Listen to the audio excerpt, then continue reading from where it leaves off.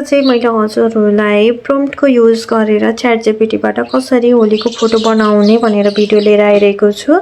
So फर्स्टमा हामीले चाहिँ च्याट जिपिटीलाई अन गर्नुपर्ने हुन्छ र च्याट जिपिटी हजुरहरूले प्ले स्टोरबाट सजिलैसँग इन्स्टल गर्न सक्नुहुनेछ।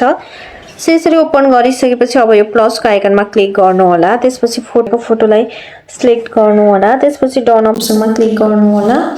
त्यसरी डन अप्सनमा क्लिक गरिसकेपछि अब प्रम्प्टलाई कपी गरेर पेस्ट गर्नु होला र यो एरो अप्सनमा क्लिक गर्नु होला।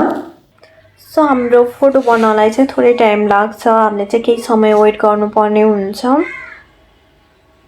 सो मैले यो प्रम्प्ट चाहिँ हजुरहरूलाई डिस्क्रिप्सनमा र कमेन्ट बक्समा राखिदिने छु। हजुरहरूले त्यहाँबाट कपी गरेर पेस्ट गर्न सक्नुहुनेछ।